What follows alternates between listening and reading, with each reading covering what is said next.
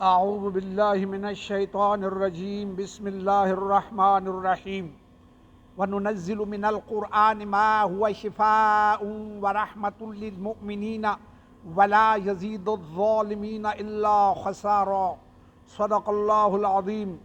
اللہم صلی وسلم علی نبینا وحبیبنا محمد۔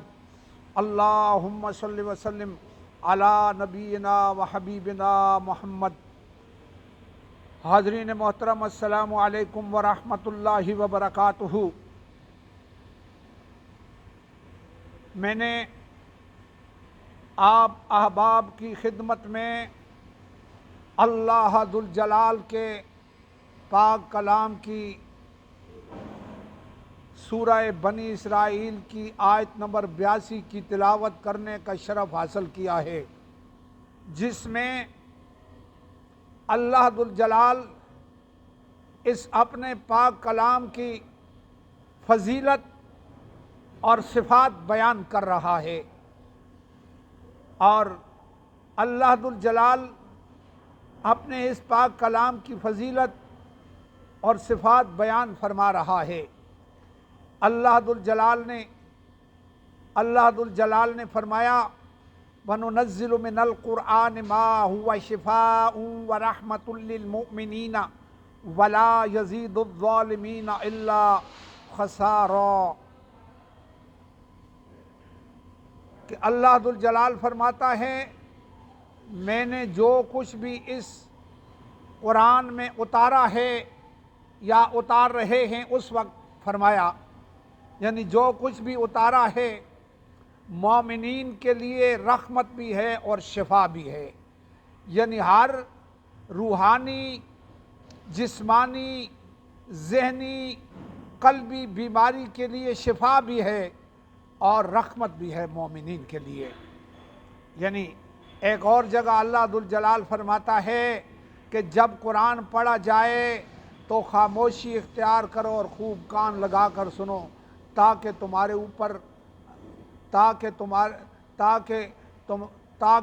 اوپر اللہ کی رحمت برسائی جائے، تاکہ تمہارے اوپر اللہ کی رحمت برسے۔ تو اس کا مطلب یہ ہے کہ جہاں بھی قرآن پڑھا جاتا ہے وہاں اللہ کی رحمت برستی ہے، اور اس کو پڑھ کر اس کے اوپر عمل کرنے سے ہر بیماری کے لیے انسان کو شفا ملتی ہے۔ لیکن کن کے لیے؟ جو مومنین ہیں، جو مانتے ہیں، اور جو لوگ ظالم ہیں، جو نہیں مانتے، سوچ سمجھ کر بھی نہیں مانتے، اس قرآن کو نہیں مانتے، اللہ ذوالجلال کے ساتھ شرک کرتے ہیں، اس کے محبوب کی بات نہیں مانتے، اس پاک کلام کو سچا کلام نہیں مانتے، ان کے لیے خسارے کے سوا کچھ بھی زیادہ نہیں ہوتا، یعنی ان کے لیے خسارے اور نقصان میں اضافہ ہی ہوتا ہے جو اس کو مانتے نہیں۔ تو حالیہ دور میں سویڈن کے خبیث ملک نے، سویڈن کے پلیت ملک نے ہمارے اس قرآن کی بے حرمتی کی ہے، ہماری اس مقدس کتاب کو جلایا ہے۔ تو اس لیے میں ٹوٹے پھوٹے الفاظ کے ساتھ ان تک یہ پیغام پہنچاتا ہوں، آپ اے بزدلو، تم لوگ اس کلام سے خائف ہو، جو کچھ بھی اس میں لکھا ہے کہ اسلام غالب آ کر رہے گا، تم اس سے ڈر رہے ہو، اور ڈر کی وجہ سے تم یہ ناپاک حرکتیں کر رہے ہو، اور اللہ ذوالجلال تم کو نیست و نابود فرما دے گا۔ اور اللہ ذوالجلال نے اس پاک کلام کی خود حفاظت کا ذمہ لیا ہے۔ مسلمانوں کے چھوٹے چھوٹے بچے اس کو سینوں میں محفوظ کرتے ہیں، الف لام میم سے لے کے والناس تک کئی ہزار کروڑ مسلمان ہیں جن کے سینوں میں یہ کلام چلا ہے، اور اللہ ذوالجلال تمہیں تو نیست و نابود کر دے گا، لیکن یہ جو کلام ہے اس پاک پروردگار کا، یہ قیامت تک رہے گا، اور قیامت کے دن بھی رہے گا، اور مومنوں کی شفا بھی کرے گا جو اس کو پڑھتے ہیں۔ اور میری ہر پاکستانی مسلمان، ہر عالم اسلام میں جتنے بھی مومن مسلمان ہیں، سب کو میری یہ آواز سنائی دے رہی ہے، تو میں ان کو پیغام دیتا ہوں کہ اب تمہارے اوپر جہاد کرنا فرض ہو گیا ہے۔ ہم اور تو کچھ نہیں کر سکتے، کمزور ہیں، نہ سویڈن میں جا سکتے ہیں، نہ سویڈن پہ حملہ کر سکتا ہوں، میں اکیلا ہوں، کمزورہ ہوں، لیکن یہ پیغام ضرور مسلمانوں کو دے سکتا ہوں کہ سب مسلمان اٹھو اور سویڈن کے اوپر حملہ کر دو، یا تو سر عام توبہ کرے، اپنی غلطی کو مانے، اور یا اس کے اوپر حملہ کر دیں۔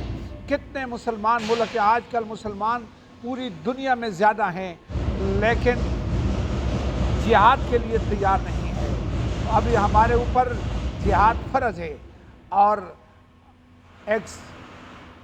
حضرت ابن مسعود رضی اللہ تعالی عنہ روایت فرماتے ہیں کہ میں نے آقا کریم علیہ الصلاۃ والسلام سے عرض کیا، یا رسول اللہ، افضل الاعمال احب الی اللہ تعالی، قال الصلاۃ علی وقتها، قلت ثم ای؟ قال بر الوالدین، قلت ثم ای؟ قال الجہاد فی سبیل اللہ۔ حضرت ابن مسعود رضی اللہ تعالی عنہ فرماتے ہیں، میں نے آقا کریم علیہ الصلاۃ والسلام سے عرض کیا، یا رسول اللہ، اللہ ذوالجلال کے نزدیک کون سے اعمال زیادہ محبوب ہیں؟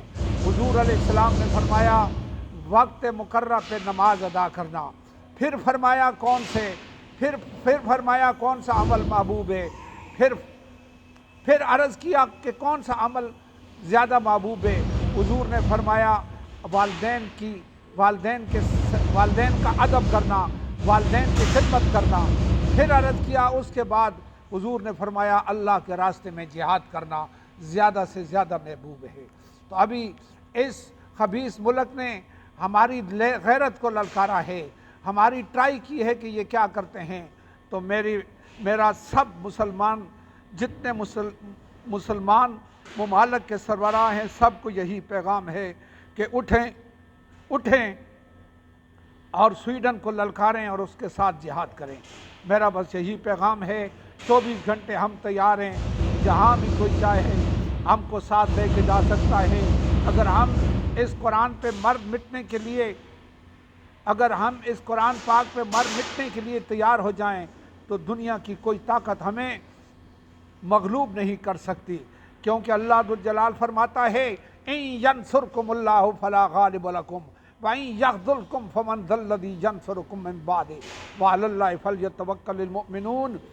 اگر اللہ ذوالجلال تمہاری مدد کرنا چاہے تو تمہارے اوپر کوئی غالب نہیں آ سکتا۔ اگر اللہ ذوالجلال تمہیں بے یار و مددگار چھوڑ دے تو کون ہے اس کے بعد جو تمہاری مدد کو پہنچے؟ تو مومنین کو چاہیے کہ صرف اللہ ذوالجلال پہ توکل کریں۔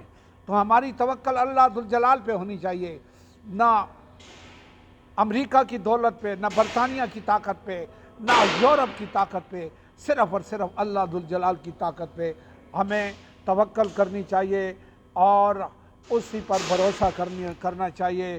میرا پھر یہی پیغام ہے کہ ابھی مسلمانوں کے اوپر جہاد فرض ہو چکا ہے، سویڈن کو للکاریں، اگر معافی مانگتا ہے تو ٹھیک ہے، نہیں مانگتا تو جہاد کریں، ورنہ قیامت کے دن بوڑھے بچے سے لے کے بوڑھے تک ہر شخص سے پوچھا جائے گا کہ میں نے یہ جو قرآن تمہارے آئین کے لیے، تمہاری زندگی گزارنے کے لیے، تمہارے روزمرہ کے جو بھی کام کرتے ہو، یہ پورا تمہارا قانون تھا، اس پہ عمل کر کے تم چل سکتے تھے، تو تم لوگوں نے اس کی جب بے ادبی ہوئی تھی، اس کو جلایا گیا تھا تو تم کہاں تھے؟